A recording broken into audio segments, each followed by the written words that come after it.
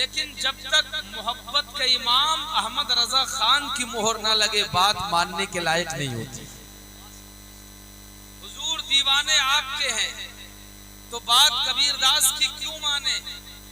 आपकी जुबान में कहना चाहते हैं। कबीरदास ने कहा जित देखूं तित लाल, आपके दीवाने आपका अंदाज चाहते हैं। तो गुंबदे रजा से जवाब आया मेरे अंदाज में कहना है तो यूं कह दे, अर्श पे ताजा छेड़छाड़, फर्श पे तुरफा धूमधाम, या रसूल अल्लाह कान जिधर लगाइए तेरी ही दास्तान है। नारे तकबीर, नारे रिसालत, नारे गौसियत, जश्न मिलादुन नबी, वस्ल के आला हजरत, नारे तकबीर। सवाल और आइए गुफ्तगू की अगली कड़ी से रोशनास करा दो। कहते हैं पोथी पढ़ पढ़ जग मवा, पंडित भयो न कोई।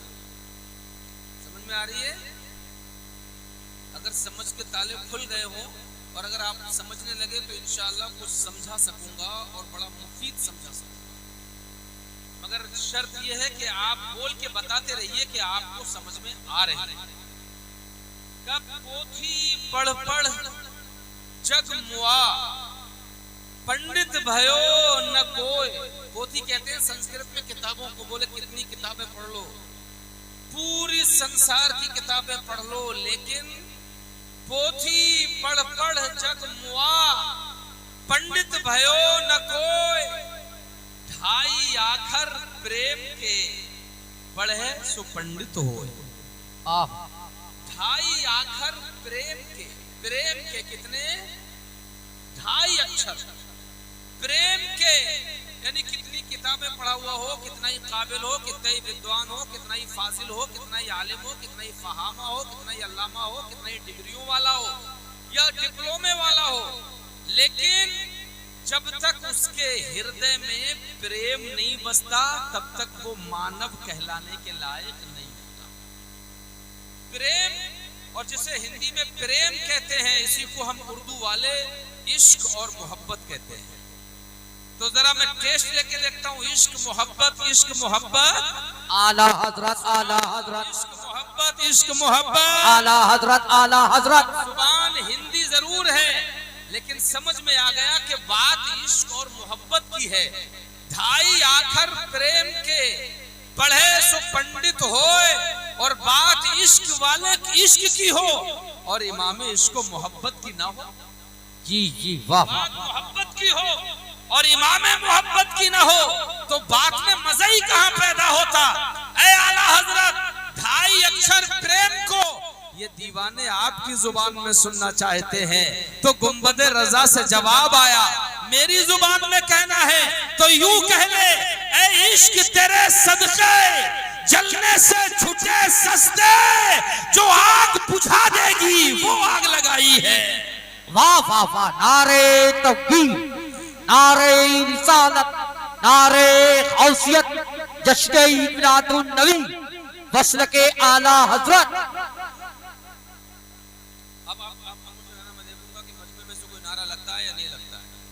अब आने वाली कड़ी और आपके कोश गुजार करता हूँ, आपकी रोशन समातों की दहलीज पे गुजारिश का एक और दिया रोशन करता हूँ। तवज्जो करिए। कहते हैं बाल न बाका करी सके जो जग बैरी होए। बाल न बाका करी सके, बाल बाल की बात हो रही है, गर्दन काटना या हमारी बात को जुबान खामोश करना, जिक्र रोकना, फजल काटना, ये तो बड़ी बात है। का बाल न बाका करी सके जो जग बैरी होए। उन मुट्ठी भर लोगों को भी नजर में रखना कि जो कहते हैं मिलाद हराम है, सलाम हराम है, कयाम हराम है, भगोना हराम है, 12वीं हराम, 11वीं हराम, खिचड़ा हराम, मालीदा हराम, शबे बारात हराम, और जनाबे वाला जुलूस हराम, झंडा हराम, कुमकुमे हराम, सजावट हराम, और ये आपस में मिलना जुलना, ये जुलूस निकालना, नए कपड़े पहनना, जिक्र सजाना, महफिलें करना, ये सब हराम।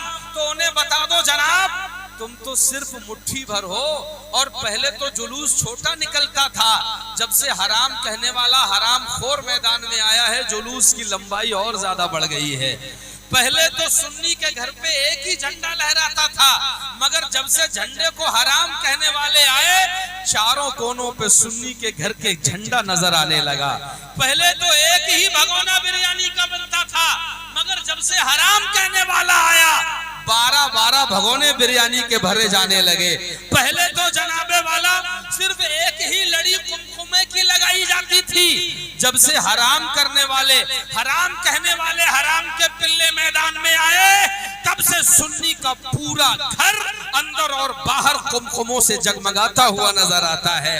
तो आओ इन हराम कहने वालों के मुंह पे कबीर दास का जूता मारते हैं। वो कहते हैं मुट्ठी भर हो, औकात क्या है तुम्हारी, ये हराम और वो हराम, अबे तुम क्या रोकोगे।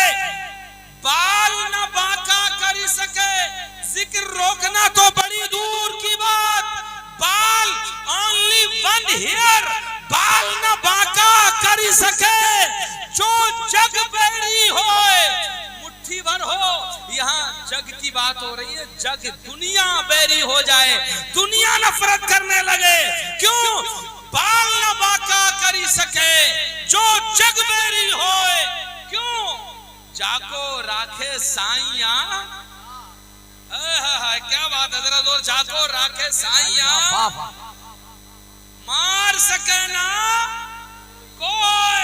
आला हजरत दीवाने आपके, चाहने वाले आपके, तो बात भी आप ही के अंदाज में होनी है। हुजूर आपके दीवाने आपके जुमलों में कहना चाहते हैं, जवाब आया, ले मेरे जुमलों में कह दे, मिट गए, मिटते हैं, मिट जाएंगे, आधा तेरे, न मिटा है न मिटेगा कभी चर्चा तेरा।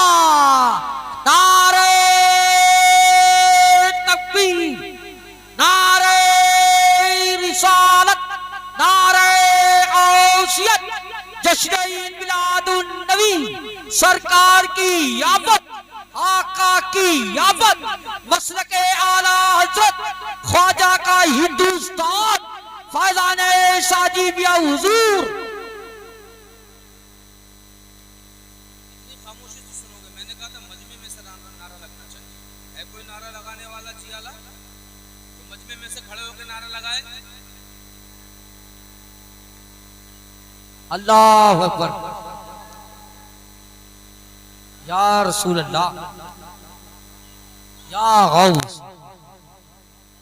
जिंदाबाद, जिंदाबाद, जिंदाबाद, मरहबा, अल्लाह अकबर। माशाअल्लाह, उम्र पकी हुई है मगर जज्बा अभी जवान है। और आप लोगों नौजवानों को ये सबक लेना चाहिए कि बूढ़ों के जज्बात जब उनकी अजमत की बात आ जाती है तो फिर मचल जाते हैं। तो लिहाजा अगर सुनना है तो सुनने का माहौल बनाइए, तो फिर कुछ अर्ज कर सकता हूँ। आइए एक बात और कह देते हैं, माटी कहे कुम्हार से, थूका रौंदे मोए। ये तो समझ में आई होगी। माटी कहे कुम्हार से, थूका रौंदे मोए, एक दिन ऐसा आएगा मैं रौंदूंगी तोए। एक दिन ऐसा आएगा मैं रौंदूंगी तोए। और माटी, माटी कोई तो हम उर्दू वाले खाक कहते हैं। क्या कहते हैं? खाक कहते हैं। और खाक से तो यार हमारा बहुत पुराना रिश्ता है। और कैसे साबित कर दूं तो सुनो, और अपनी जुबान में नहीं, बरेली के रजा की जुबान में। सुभान अल्लाह। बरेली का रजा बोला, ए माटी, ए मिट्टी, ए खाक, हमें खाक करने की बात न कर, इसलिए कि हम तो पहले ही हम खाक हैं और खाक ही मावा है हमारा। अजी खाकी तो वो आदम जद्दे आला है। वाह वाह वाह वाह, जिंदा वाह वाह। खम हो गई पुश्ते फलक इस ताने ज़मीं से, खम हो गई पुश्ते फलक इस ताने ज़मीं से। जब अल्लाह ताला ने आसमान और जमीन को पैदा किया ना, तो आसमान ने जमीन को खिताब किया, कहा है जमीन सुन, मेरी वुसअतों को देख, मेरी रिफतों को देख, मेरी ऊंचाइयों को देख। मैं अगर ना बरसूं तो तेरे अंदर सूखा पड़ जाए, और ज्यादा बरस जाऊं तो तू कीचड़ भरी हो जाए। तेरे अंदर गहरी गहरी खाइयां हैं, कहीं मेरा सूरज रोशनी देता है, कहीं नहीं देता है। तेरे अंदर उदासियां हैं, तेरे अंदर मायूसियां हैं, तेरे अंदर गंदगी है, कीचड़ है, खदोखाल है, तेरे अंदर बदनुमा पहाड़ है, तेरे अंदर ऊंचे नीचे मिट्टियों के नशेबो फराज हैं। और सुन, मेरे पास चमकता हुआ सूरज है, मेरे सीने पे चमकता हुआ महताब है, सितारों की जगमगाहट मेरे पास है, बादलों की धड़धड़ाहट मेरे पास है, रिमझिम बरसात की कहना चाहिए कि इसके मजे मेरे पास हैं। ए जमीन, तेरे पास है ही क्या? जब आसमान अपनी तमाम तर एजाजकारियां जमीन को गिना चुका, जब तमाम आसमान डींगे मार चुका, जब आसमान खामोश हुआ, तो जमीन बोली सुन, जो कुछ तुझे कहना था कह लिया, अब हमारी सुन ले। आला हजरत बोलते हैं, जमीन की तर्जुमानी करते हैं, खम हो गई पुश्ते फलक इस ताने जमीन से, सुन हम पे मदीना है, वो रुतबा है हमारा। सुभान अल्लाह, सुभान अल्लाह। बेश अब आओ गुफ्तगू की अगली कड़ी, एक हदीस पाक पढ़ दें और उसके बाद बात को आगे बढ़ाएं। बोलो एक हदीस सुना दे, और वो भी उसका मफहूम जुबान संस्कृत में सुना दे। बोलो संस्कृत में मफहूम हदीस सुनाए। कितने लोग सुनना चाहते हैं, जरा हाथ उठा के बताएं। अरे माशाअल्लाह, ऐसा लग रहा है सब संस्कृत के विद्वान बैठे। लेकिन चलिए कोई बात नहीं, बात मदीने वाले की है। किताब का नाम Muslim Sharif volume number 2 page number 230, और यही हदीस पाक मिशकात शरीफ पेज नंबर 435। दादश्याम शुक्ल पक्ष माधवी माजे माधवम जातु दद्रष्टु पुत्रम पितृहृष्टमान शाह शंभल ग्राम मुख्यस ब्राह्मणस महात्मना भवने विष्णु यश सकल की प्रादुर्भविष्यति ईश ईशाय मामहेशतम निष्कांद सिरजः सर्वभक्षी उच्चालापि भविष्यति जनो मम। और जरा सुभान अल्लाह, सुभान अल्लाह। अब आओ नबी की इसी बात को जी चाहता है कि अंग्रेजी में कन्वर्ट करके भी सुन लिया जाए जी। अब अंग्रेजी की हदीस समाप्त करें। किताब का नाम Muslim Sharif volume number 2 page number 230, narrated by Abu Hurairah. रसूलुल्लाह peace be upon him said, who is the poor? The companion said, the poor is one who has no money nor goods. Then Rasulullah peace be upon him said, the poor person from my ummah is one who will come on the day of judgment with prayer, salah, fasting and zakah. While he has abused this, has labeled with foul change, has taken his will, has bloodshed of him and beaten him, so his blessing will be given to him and will be given to him, and when his blessing will vanish before giving him completely, his bad actions will be taken and will be put then on him, and finally he will be put on the head. वाह वाह वाह वाह, बेशक। अरे जरा ऊंचे बोलो यार, सुभान अल्लाह, सुभान अल्लाह। वाह, और लाउडली सुभान अल्लाह, सुभान अल्लाह। नारे तकबीर, नारे रिसालत, नारे गौसियत, वस्ल के आला हजरत फैजाने सरकार मुफ्ती आजम हिंद शहंशाह तरुण जनाब नईम अख्तर साहब बरेली शरीफ, शहर इस्लाम जनाब नईम अख्तर साहब बरेली शरीफ। नारे तकबीर, सुभान अल्लाह। अब आइए जुबान संस्कृत में मफहूम हदीस सुना, जुबान इंग्लिश में हदीस सुनी। अब जी चाहता है कि क्यों ना उस जुबान में सुना दिया जाए जिसमें सुनने वाला अली था और सुनाने वाला नबी था। आओ किताब का नाम नोट करो, मुस्लिम Sharif volume number 2 page number 230, अन अबी हुरैरा अन्ना रसूलुल्लाह सल्लल्लाहु तआला अलैहि वसल्लम قال أتدرون ما المفلس قالوا المفلس فينا من لا درهم له ولا متاع فقال إن المفلس من أمتي من يأتي يوم القيامة بالصلاة وصيام وزكاة ويأتي قد شتم هذا وقذف هذا وأكل مال هذا وسفك دم هذا وضرب هذا فيعطى هذا من حسناته وهذا من حسناته فإن فنيت حسناته قبل أن يقدم عليه أخذ من خطاياهم فطرحت عليه ثم طرح في النار। बोलना है तो जरा ऊंची बोलो यार। अब एक बात बताओ कलारी वालों, मैंने मफहूम हदीस को जुबान संस्कृत में आपके गोश गुजार किया, बोलो मजा आया कि नहीं आया? जोर से बोलो। और अंग्रेजी में सुनाया, बोलो मजा आया कि नहीं आया? अरबी में सुनाया, बोलो मजा आया कि नहीं आया? और समझ में आया? तर्जुमा समझ में आया? मतलब क्या समझ में आया? नहीं आया? भाई वाह, वीडियो बनी रही है, अगर कोई स्वास्थ्य विभाग वाला देख ले कहेगा यार एक रात में इतने पागल कैसे हो गए कि समझा कोई नहीं और मजा सबने लिया। भाई मजे का ताल्लुक तो समझ से है, समझ में आता तभी मजा आता है, और जब मजा आता है वो इसलिए कि समझ में आता, मगर बाहर कलाड़ी वालों समझा किसी ने नहीं और मजा छोड़ा भी किसी ने नहीं। भाई समझ में आता है तभी मजा आता है। लेकिन जनाब अगर बात यहां तक आ गई है तो आओ इस तरह से और एक्सप्लेन कर दूं।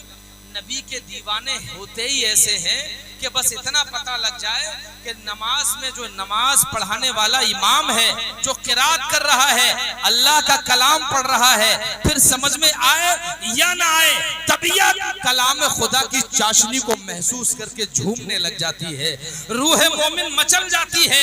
और ये दीवानगी ही की तो बात है। इन दीवानों ने बस इतना समझा, एक तलवार लेकर के दीवाना मैदान में गया, काफिर से जंग हुई, तलवार टूट गई, वापस मदीने वाले के पास, या रसूल अल्लाह तलवार टूट गई। मुस्तफा जिस पेड़ के नीचे खड़े थे, हाथ बढ़ाया, खजूर की सूखी टहनी हाथ में आ गई, तोड़ दी, दीवाने को दे दी। दीवाने ने भी न कुछ पूछा न समझा, टहनी लेके वापस मैदान जंग में, जब तलवार लोहे की थी, मुकाबले पे आया, उसने कहा ए दीवाने जरा देख तो ले, कहीं लोहे की तलवारों से सूखी लकड़ियां भी लड़ा करती है।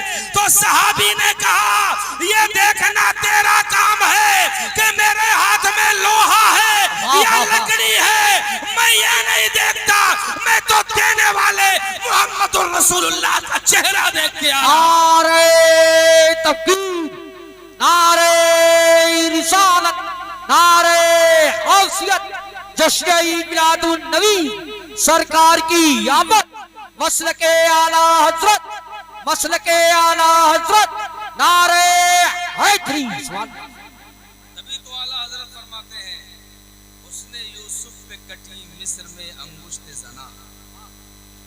ये दीवाने ही तो है यार, ये दीवाने ही तो है कि जो इस बात पे जाते ही नहीं है कि है कौन, बल्कि सिर्फ ये देखते हैं कि अगर इम्तियाज जलील जैसे आदमी ने मुंबई चलने का ऐलान कर दिया नामूसे रिसालत के लिए, तो ये नहीं देखा कि पार्टी कौन सी है, नेता कौन सा है। हजारों गाड़ियों का कारवां मुस्तफा की नामूस पे पहरा देने के लिए मुंबई में दाखिल होकर के ये बता रहा है कि हमें चेक न करो, इसलिए कि बदर में चेक किया गया था, दुनिया ने देखा 313 थे, चेक करने 1000 आए थे, आज 1000 का कोई नामो निशान नहीं, मगर 313 के झंडे घर घर में लहराते दिखाई दे। वाह वाह वाह, जिंदाबाद, वाह वाह, सुभान अल्लाह। ये दीवाने बता चुके चेक न करो, हमें चेक करने करबला की धरती पे 22,000 आए थे, मिट गए, नाम लेने वाला नहीं, मगर जिनको चेक करने आए थे वो 72 आज भी हुसैनियों के दिलों में धड़कनों में जिंदा रहते हैं। जिंदाबाद जिंदाबाद। अब आओ आला हजरत का शेर पढ़ो, हुस्ने यूसुफ पे कटी मिस्र में अंगुष्त जना। हुस्ने यूसुफ पे कटी मिस्र में अंगुष्त जना, सर कटाते हैं तेरे नाम पे मर्दाने अरब। या रसूल अल्लाह वहां जलवा सामने था, यहाँ सिर्फ नाम सुना है गुलामों ने। कलारी के लोगों मैं जानता हूँ यहाँ आरी का काम बहुत है, जरी का काम बहुत है, दिन भर जो आदमी सुई चलाए सुबह से शाम तक जिसकी चुटकी चलती है, दूसरे हाथ से धागे पकड़ के जो कपड़ों की सिलाई करता है, जो घर घर जाकर के कारोबार करा के जरी का काम करा के गुजर औकात करता है, जिसे कार है जमाना ने गर्दिशे अय्याम ने मदरसे में जाने की फुर्सत न लेने दी, जो मस्जिद में गया तो नमाज पढ़ के फिर वापस आ गया। अगर उस जरी और जरदोजी के कारीगर से भी पूछ के चौराहे पे रोक के पूछ लो कि जनाब नामूसे मुस्तफा की बात आ गई है, पता सुई छोड़ेगा या नहीं छोड़ेगा, काम तरक करेगा या नहीं करेगा, तो जवाब देगा जनाब मैं ज्यादा तो कुछ जानता नहीं हूँ, लेकिन मुस्तफा की अजमत की बात है, तुम एक दिन की बात करते हो, मैं एक आध महीने की छुट्टी करने को तैयार। वाह वाह वाह वाह, जिंदाबाद, वाह वाह वाह, बेशक। और यही तो बात है, यही तो बात है, यही तो बात है कि यूनान और मिस्र और रूमा सब मिट गए जहां से, यूनान और मिस्र और रूमा सब मिट गए जहां से, अब तक मगर है बाकी नामो निशा हमारा। कुछ बात है कि हस्ती मिटती नहीं हमारी, कुछ बात है कि हस्ती मिटती नहीं हमारी, वरना सदियों रहा है दुश्मन दौरे जमा हमारा, सदियों रहा है दुश्मन दौरे जमा हमारा। ए आबरूद गंगा वो दिन है याद तुझको, उतरा तेरे किनारे जब कारवां हमारा, और बातिल से दबने वाले ऐ आसमान नहीं हम 100 बार कर चुका है तू इम्तिहान हमारा। वाह वाह वाह वाह, बेशक सुभान अल्लाह। की जान मजहब नहीं सिखाता आपस में बैर, मजहब नहीं सिखाता आपस में बैर रखना। हिंदी है हम, वतन है हिंदुस्तान हमारा। अब मिलके कहो सारे जहां से अच्छा, ऊंची सारे जहां से अच्छा हिंदुस्तान हमारा। हम बुलबुले हैं इसकी, ये गुलसिता हमारा। और क्यों न हो मदीने के मिंबर पे बैठ के मुस्तफ़ा जाने रहमत ने फरमाया कि मुझे हिंद की तरफ से वफा की खुशबू आती है। अल्लाह अकबर। डॉक्टर इकबाल ने जिसकी अक्कासी यूं की है, टूटे थे जो सितारे फारस के आसमां से, फिर ताब दे के जिसने चमकाए कहकशां से, मीरे अरब को आई ठंडी हवा जहां से, मेरा वतन वही है, मेरा वतन वही है। हिंदुस्तान अरब से दूर है, मगर वाह रे मोहम्मद अरबी सल्लल्लाहु ताला अलैहि वसल्लम रबीउल अव्वल की 12वीं शब को पैदा होकर दुनिया में ऐसा इनकलाब पैदा कर दिया। दुनिया में जो लोग बच्चियों को जिंदा दफन होते ही, जिंदा पैदा होते ही दफन कर देते थे, वो बच्चियों से प्यार और मोहब्बत को इबादत समझने लगे। हिंदुस्तान में जो लोग आलमे जवानी में विधवा हो जाने वाली औरत को उसके शौहर की चिता में जिंदा जला करके सती कर देते थे, वो उन विधवाओं से मोहब्बत करने लगे, दूसरी शादी के कायल हो गए, समाज में इज्जत देने लगे। आओ मेरे भाइयों, इसी हमा हमी के माहौल में एक वाकया सुनते चलो। मेरे मुस्तफा एक दिन बैठे हुए हैं, एक सहाबी अर्ज गुजार हुए, या रसूल अल्लाह कलमा पढ़ लिया है, आपके दामन में आ गया हूँ, मगर एक खलिश है जो सीने में चीज की तरह उठती है, जो दर्द की टीस में मुब्तला कर देती है। जब याद आ जाती है तो दिल उदास हो जाता है, आंखें नमनाक हो जाती हैं, दिल गमनाक हो जाता है। या रसूल अल्लाह बहुत सोचता हूँ कि पता नहीं अल्लाह मेरे उस गुनाह को माफ करेगा भी कि नहीं। मेरे मुस्तफा रहमतुल लिल आलमीन की शान से बोले इरशाद फरमाओ, जरा बताओ तो गुनाह क्या है। अब सहाबी की दास्तान सुनिए, जुबान लरज रही है। मेरे भाइयों, हो सकता है तुम्हारी भी आंखें नम हो जाएं। सहाबी की बात सुनिए, वो कहते हैं या रसूल अल्लाह मेरे घर में एक बच्ची पैदा हुई थी, वो आलमे शबाब में कदम रखने ही वाली थी, थोड़ी होशियार हो गई थी। मैं सोचता था आज मार दूंगा, कल मार दूंगा, मगर यही सोचते सोचते बच्ची होशियार हो गई। एक दिन मेरे दिल में शैतान ने घर कर लिया। मैंने सोचा आज इस बच्ची को मार देता हूँ। मैंने उस बच्ची को घर के बाहर से आवाज दी, बेटी, तो बच्ची अब्बा अब्बा कहती हुई दौड़ी चली आई। मोहब्बत से मेरे प्यार में अपने बाप की आवाज पर लब्बैक कहती हुई आ गई। मैं आगे चला, बेटी अब्बा अब्बा कहते हुए पीछे चली। या रसूल अल्लाह आगे का मंजर जरा हौलनाक है। या रसूल अल्लाह जुबान लड़खड़ाती है। मेरे नबी ने फरमाया तेरे सामने रहमतुल लिल आलमीन की जात बैठी है, परेशान न हो, बात मुकम्मल कर। सहाबी ने अर्ज की या रसूल अल्लाह मैं उसे बुलाते बुलाते अपने खानदान के कुएं पे पहुंच गया। वो अब्बा अब्बा कहती हुई मेरे पीछे मेरी प्यार को चाहती हुई, अपने अब्बा की मोहब्बत में हुमकती हुई कुएं तक मेरे पीछे चली आई। और जैसे ही कुएं पे आई मैंने उसका हाथ पकड़ा और पकड़ के उसी कुएं में धक्का दे दिया, उस कुएं में अपने हाथ से पकड़ के मैंने उसको गिरा दिया। या रसूल अल्लाह, बच्ची कुएं में तो गिर गई मगर उसकी जुबान से फिर भी अब्बा अब्बा की आवाज आ रही थी। या रसूल अल्लाह, बच्ची कुएं के अंदर पहुंची मगर वहां से भी अब्बा अब्बा की आवाज आ रही थी। एक बार मेरा दिल रो गया, मैंने कहा कि भाई मैंने ये क्या कर दिया, मगर फिर मेरे दिमाग पे जाहिलियत का भूत सवार था कि बच्ची है तो मरना तो पड़ेगा ही। मैंने फिर दिल को पत्थर किया मगर मुसलसल कुएं से अब्बा अब्बा की जो आवाजें आ रही थी, या रसूल अल्लाह, मुझे तो ऐसा लग रहा था कि कुएं के जितने भी पत्थर थे वो सारे मिलकर रो रहे थे। कुएं की मुंडेर मुझे अब्बा अब्बा कह के आवाज दे रही थी। मगर या रसूल अल्लाह, मेरी जाहिलियत भरा हुआ दिल मुझे पसीजने पे मजबूर नहीं किया। मैं दिल को पत्थर बना के चलता रहा। कुएं से आवाजें अब्बा अब्बा की आती रही।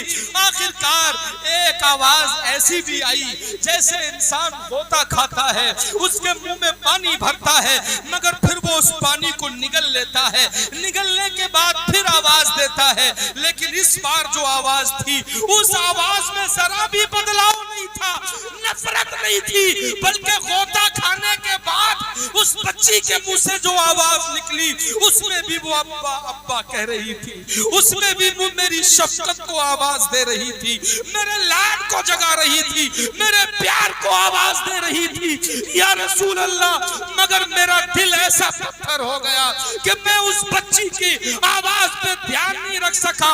आखिरकार उसकी आती हुई आवाजें हिचकियों में बदल गई, हिचकियां सांसों में बदल गई, सांसें पानी के बबूलों में बदल गए और उसके बाद वो बच्ची हमेशा के लिए खामोश हो गई। या रसूल अल्लाह, जरा करम फरमाइए, ये गुनाह काबिले मुआफी है या नहीं? लबे कुद्स की पत्तियों को, गुले कुद्स की पत्तियों को जुम्बिश हुई, रहमतुल लिल आलमीन जोश में आई, इरशाद हुआ, ऐ सहाबी जो हो चुका उसे तो वापस नहीं लाया जा सकता, मगर आइंदा के लिए ये कानून बनाया जाता है। सुनो, जिसकी 2 बेटियां हो, 3 बेटियां हो, अगर वो बेटियों को मोहब्बत से पाले, उनका ब्याह कर दे, तो वो शख्स मुझ मोहम्मद अरबी के साथ कांधे से कांधा मिला करके जन्नत का मेहमान बनाया जाए। वाह वाह,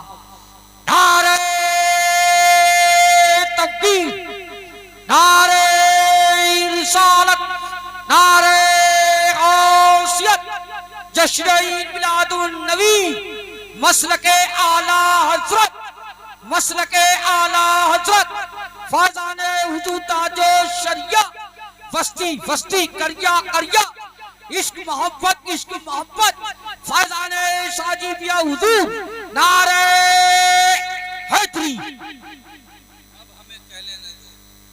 कहती थी बेवा इलाही भेज जलवा नूर का, जरा ऊंची। कहती थी बेवा इलाही भेज जलवा नूर का, दफन होती बच्चियां तकती थी रास्ता नूर का, नारियों का दौर था दिल जल रहा था नूर का, तुमको देखा हो गया ठंडा कलेजा नूर का। पूरी दुनिया में एक आदमी, एक पर्सनल, एक शख्सियत, एक शख्स ऐसा ढूंढ के लाई जो सिर्फ अपने घर का माहौल चेंज कर दे। अभी जनाब, कभी चचा मुकाबले पे खड़ा हो जाएगा, कभी भाई मुकाबले पे खड़ा हो जाएगा, कभी खानदान की औरतें खड़ी हो जाएंगी मुकाबले पे। एक आदमी मिलके एक घर का माहौल नहीं बदल पाता।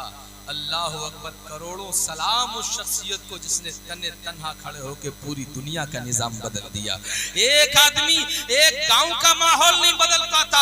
अगर इत्तेफाक से प्रधान भी बन जाता है ना, तो कुछ लोगों को तो बगैर मांगे ही कमरा आवंटित करना पड़ता है। अगर कोई कोटेदार बन जाए तो कुछ ऐसे भी मोटे हरामखोर होते हैं कि जिनके घरों में कारें खड़ी हैं मगर फिर भी 5 किलो गल्ला कोटे का जरूर चाहिए। अगर अगर उनसे बिगाड़ता है तो कोटा खतरे में पड़ता है।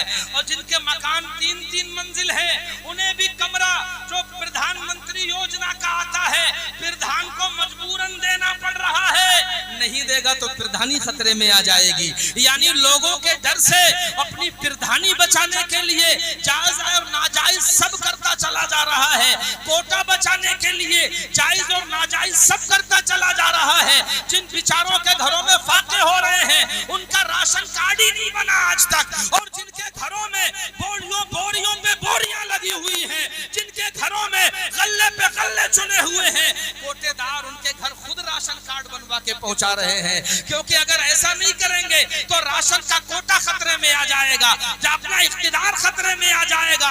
मगर कुर्बान उस शख्सियत के जरा तवज्जो तो करो, बाप दुनिया में नहीं, दादा का भी इंतकाल हो गया, माँ भी बचपने में चली गई, ले दे करके एक चचा है अबू तालिब, वो कहते हैं कि बेटा मोहम्मद अब मेरी हड्डियां कमजोर हो गई हैं, ये सोमाए अरब आए हैं, ये कहते हैं कि तू मान जा, इनके बुतों की बुराई बयान न कर वरना मुझे भी कत्ल कर देंगे, तुझे भी कर देंगे। ऐ बेटा तू कम से कम अपने ऊपर रहम नहीं करता तो मेरी सूखी हुई हड्डियों पे तो रहम कर। पूरी दुनिया में तन्हा एक ही शख्सियत, वो भी बूढ़ी हो गई, जो मुस्तफा की सरपरस्ती कर रही है। मुस्तफा बेटा मोहम्मद, ये आए हैं अरब वाले, ये मक्का के लोग आए हैं, बड़े जरी और बहादुर हैं, मैं बूढ़ा हो गया, मुकाबला नहीं कर सकता, बेटा तू तौहीद के ऐलान से बाज आ जा। अल्लाह अल्लाह, जरा तवज्जो करना कलारी वालों, एक ही जुमले में पूरी तकरीर समेट रहा हूँ, तवज्जो करना। मेरे मुस्तफा ने कहा, ए चचा तुम ये समझते हो मेरा बाप दुनिया में नहीं है तो मैं कमजोर हो जाऊंगा, मेरा दादा दुनिया में नहीं है तो मैं कमजोर हो जाऊंगा। ए चचा तन्हा तुम हो, अगर तुम भी पीछे हट जाओगे तो मैं कमजोर हो जाऊंगा। ए चचा इन कुफ्फारे मक्का से कह दीजिए ये मुझे जो लालच दे रहे हैं ना, अगर आपको भी पीछे हटना है तो आप भी पीछे हट जाओ। मेरा भरोसा मेरे अल्लाह पे इतना है कि पूरी दुनिया एक तरफ हो जाए फिर भी मेरा रब मुझे दुनिया के मुकाबले में तन्हा खड़ा रखे।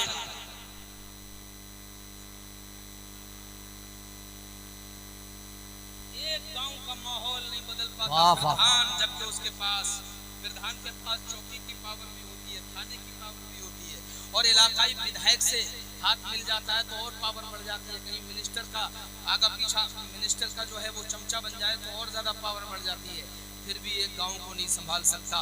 अभी ज्यादा तो ज्यादा उन लोगों को नहीं सुधार सकता जो पांचों वक्त इमाम के पीछे नमाज पढ़ते हैं और मस्जिद से निकलते ही खुराफात शुरू कर देते हैं। क्योंकि प्रधान को मालूम है उनमें कुछ ऐसे भी है जिनके वोट ज्यादा हैं, अगर कुछ कहूंगा तो वोट कट जाएंगे। बोलो बात समझ में आ रही है कि नहीं आ रही है? गांव का कोई सरमायादार उन लोगों का मुंह बंद नहीं कर सकता कि जो इस इमाम के पीछे नमाज पढ़ते हैं, उसी इमाम के पीछे खड़े होकर के वो ये देखते हैं कि इमाम का पांव अपनी जगह टिका है या इधर उधर हिल रहा है। जो मस्जिद में जाते हैं तो इसलिए कि इमाम कुछ बोले उसमें कुछ गलती पकड़े और इमाम का हिसाब कर दें। कुछ लोग मस्जिद में इसीलिए जाते हैं कि कभी अगर पंखा चलता मिल गया तो पूरी राल झाल इमाम पे उतार दी। कैसा मौलाना यार, दिन भर सोता ही रहता, मस्जिद में पंखा मैंने बंद किया है। अरे भाई अगर तूने बंद कर दिया तो कौन सी मुसीबत आ गई? तूने अगर चटाई समेट दी तो कौन सा पहाड़ तोड़ दिया? तूने अगर लोटा सीधा करके रख दिया तो कौन से तूने मुसीबत उठा ली? मेरे भाई तू जिस इमाम के पीछे पड़ा है, जिस इमाम के पीछे खुराफात करने वालों की जुबानें बंद नहीं कर सकते। एक मुकद्दस जगह का तुम निजाम संभालने के लिए किसी को टोक नहीं सकते, किसी से आमने सामने बात करने की हिम्मत नहीं जुटा सकते। तो जरा सोचो तो तुम एक गांव का निजाम नहीं संभाल सकते, उसकी शख्सियत का आलम क्या होगा जिसने पूरी दुनिया का निजाम संभाला, जिसने अपने भी मुकाबले पे खड़े थे, बेगाने भी मुकाबले पे खड़े थे। जिधर जाओ मोहम्मद बाज आ जाओ वरना मारे जाओगे, जिधर जाओ मोहम्मद बाज आ जाओ वरना मारे जाओगे। एक दिन तो सब इकट्ठे होके आ गए, बोले चलो पूछ तो लो यार इस आदमी की मजबूरी क्या है, अगर इसे कोई हसीन और जमील औरत चाहिए तो वो हम दे देंगे, अगर मक्का की सरदारी चाहिए तो सरदार बना लेंगे, मगर कह तो दो कि हमारे बुतों की बुराई बुराई तो ना करे। एक दिन इकट्ठे होके आ गए, बोले मोहम्मद जितना सोना चाहिए मुंह खोलो, अभी तोल के देते हैं। किसी औरत पे फिदा हो गए हो तो बताओ, अभी निकाह कराए देते हैं। अगर आपको कोई जुनून, कोई आसेब का असर हो गया है तो बताओ, यहूदी बड़े माहिर आलिम हैं मक्के में, उनसे आपका इलाज करा देते हैं। अल्लाह अकबर। जब सब कह के चुप हो गए, मेरे मुस्तफा का तारीखी जवाब इरशाद फरमाया नबी ने, वो समाअत फरमाइए। नबी ने कहा, ए मक्का वालों, तुम्हें लगता है कि मुझे सहर या जादू हो गया है? तुम्हें लगता है कि मैं सरदारी चाहता हूँ? सुनो, अजय ये सोने चांदी की बात करने वालों, तुम अगर मोहम्मद के एक हाथ में सूरज लाके रख दो और एक हाथ में चांद लाके रख दो तो मोहम्मद चांद और सूरज को ठुकरा देगा, मगर रब की वहदानियत का प्रचार नहीं छोड़ सकता। जिंदाबाद जिंदाबाद, अल्लाह अकबर, या रसूल अल्लाह, या औस, मरहबा मरहबा, अल्लाह अकबर। और साथ ऐसी, मैं बहुत देर हायल नहीं रहूंगा, मुझे मालूम है कि शायरों के बीच में हायल होना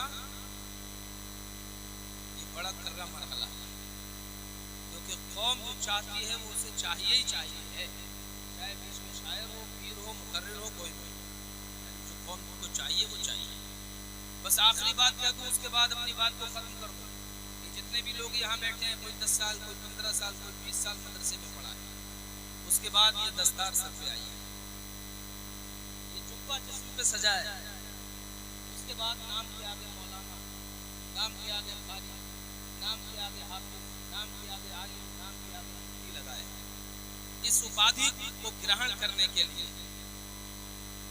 इस नाम को अपने नाम के साथ मिलाने के लिए बड़ी मेहनत लगती है, बड़ी पतली पतली दालें खाना पड़ती है, तब जाकर के कोई शेखुल हदीस होता है, कोई फाजिल होता है, कोई आलिम होता है। लेकिन जनाबे वाला, दुनिया में आपको मालूम है, सिर्फ एक ऐसी पर्सनालिटी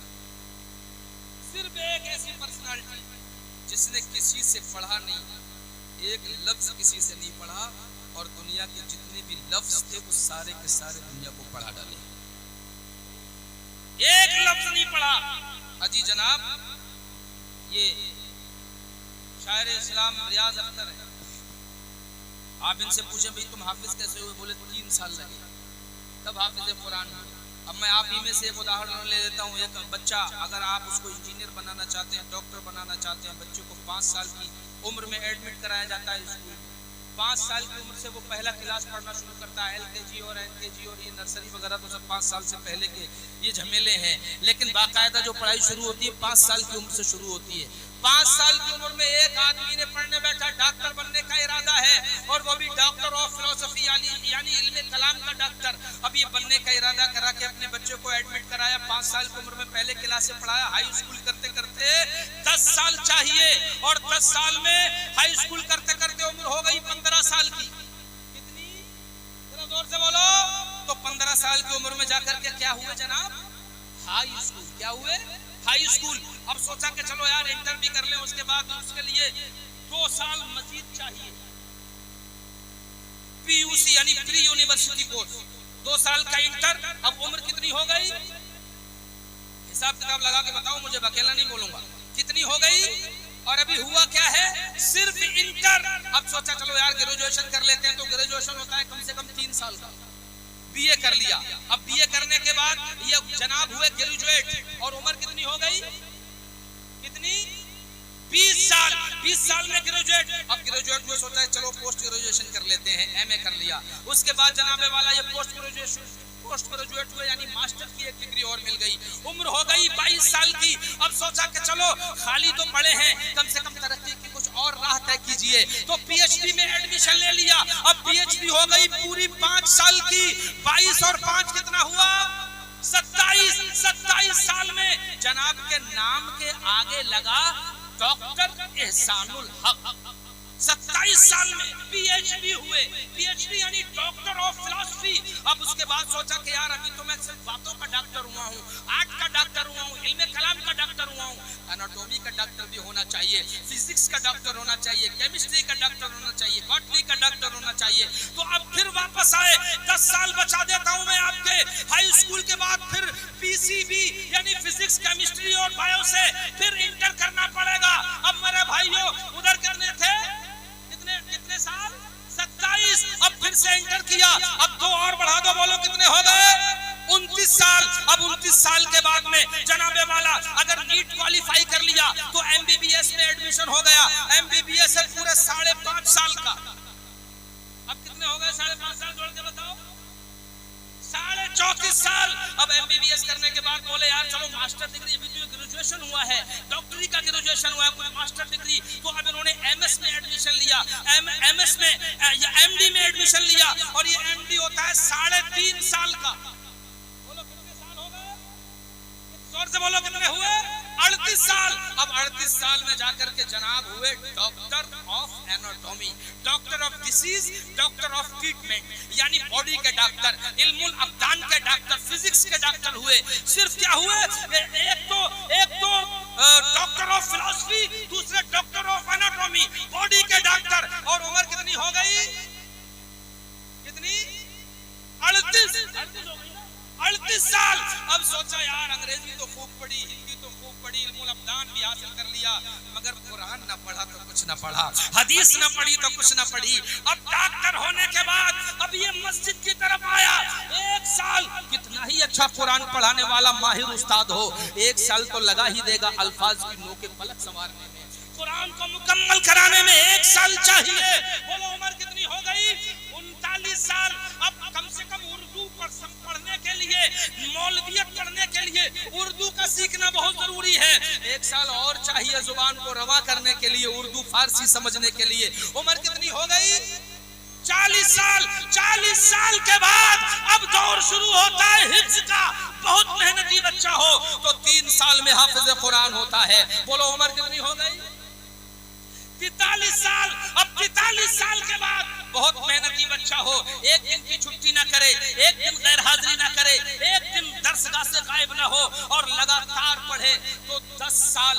अब ये दाखिला लेगा, ऊला पढ़ेगा, सानिया पढ़ेगा, सालसा पढ़ेगा, राबिया पढ़ेगा, खामसा पढ़ेगा, सादसा पढ़ेगा, साबिया पढ़ेगा, फिर फजीलत में जाकर के दस्तार होगी उसके। और ये पूरा जो है वो 8 साल का कोर्स है। अब ये कितना हो गया टोटल, कितना हो गया, 51। और 51 के बाद फिर 2 साल अगर मुफ्ती बनना चाहता है तो तखस्सुस के लिए देना पड़ेंगे।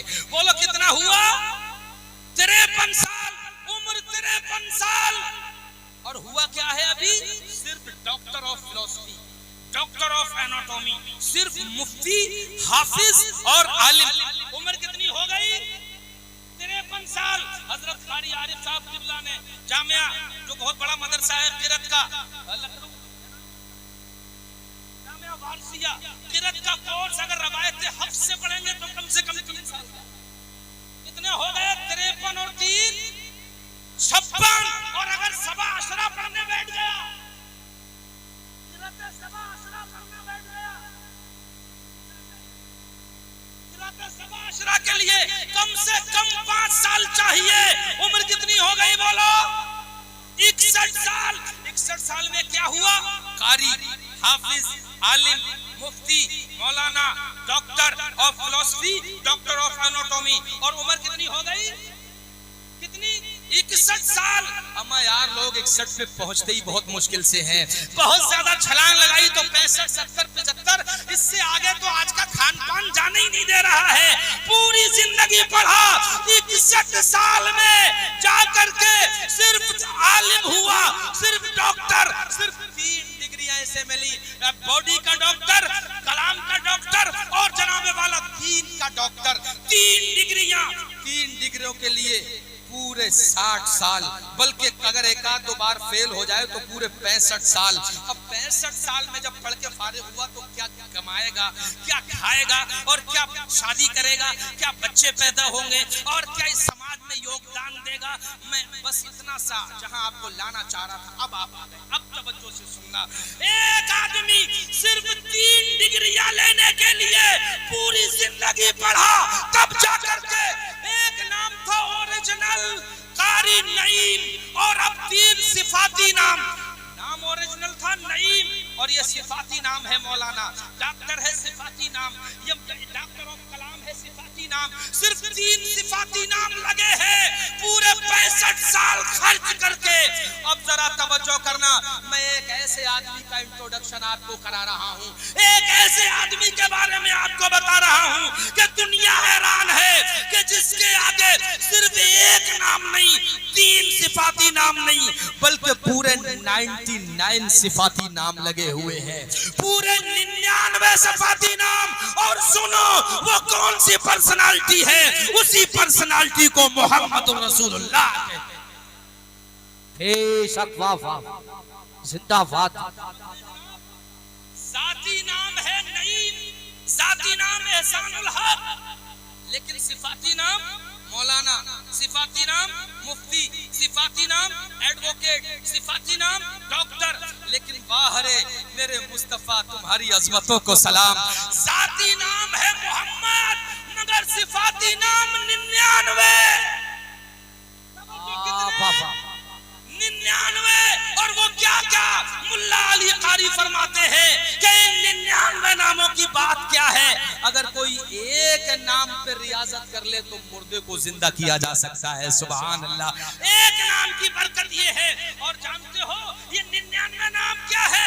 अहमद ये है, हामिद ये है, महमूद ये है, कासिम ये है, आकिब ये है, फातेह ये है, शाहिद ये है, हाशिर ये है, रशीद ये है, बशीर मशहूद ये है, बशीर ये है, नजीर ये है, दाइन है, शाफिन है, हादिन है, महदिन है, माहिन है, मुंजिन है, नाहिन है, रसूल है, नबी है, उम्मी है, तिहामी है, जनाबे वाला नबी है, उम्मी है, तिहामी है, हाशमी है, अबतही है, अजीजुन है, हरीसुन अलैकुम है, रऊफ है, रहीम है, ताहा है, मुज्तबा है, तासीन है, मुर्तजा है, हामीम है, मुस्तफा ये है, यासीन ये है, औला ये है, मुजम्मिल ये है, वलीयुन ये है, मुदस्सिर ये है, मतीन ये है, मुसद्दिक ये है, और जनाबे वाला मुसद्दिक ये है, ताहा ये है, तैयब ये है,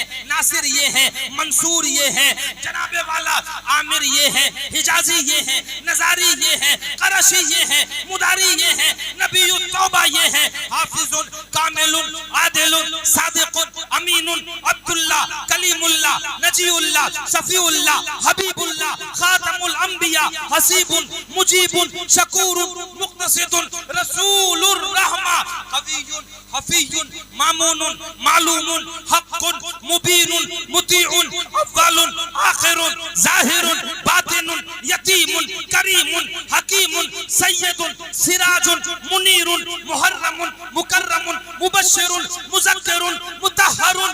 अजी जनाब इससे और आगे बढ़िए, करीबुन खलीलुन मदऊफुन जव्वादुन और खातिमुन आदिलुन शहीरुन शहीदुन और रसूलुल मलाहिम ये है। यानी इन 99 नामों को जिक्र करके फिर अगर बात आगे बढ़ाऊं तो आला हजरत कहते हैं सच्ची बात सिखाते ये हैं, सच्ची बात जोर से सच्ची बात सिखाते ये है, सीधी राह दिखाते ये है, रब है मोती ये है कासिम, रिज़्क उसका है खिलाते ये है, उसकी बख्शिश इनका सदका देता वो है, दिलाते ये है, इन्ना आतैना कल कौसर सारी कसरत पाते ये है, कसरे दना तक किसकी रसाई आते ये है जाते। वाह वाह वाह वाह, बेशक सुभान अल्लाह, जिंदाबाद। मैंने आपकी बस्ती में जो 99 नाम गिनाए हैं ना रसूलुल्लाह के, इन 99 नामों की फजीलत ये है जिस जगह ये 99 नाम पढ़ दिए जाएं किसी भी दवा से खत्म ना होने वाली बीमारी इनकी बरकतों से खत्म हो जाती है।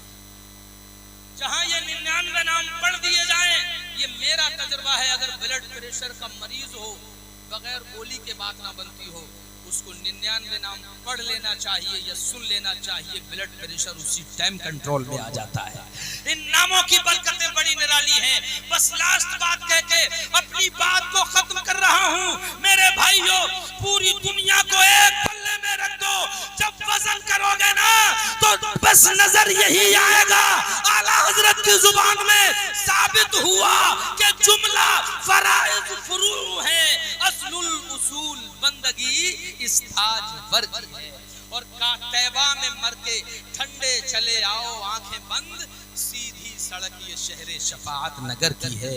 लबवा है, आंखें बंद हैं, फैली हैं झोलियां, या रसूल अल्लाह कितने मजे की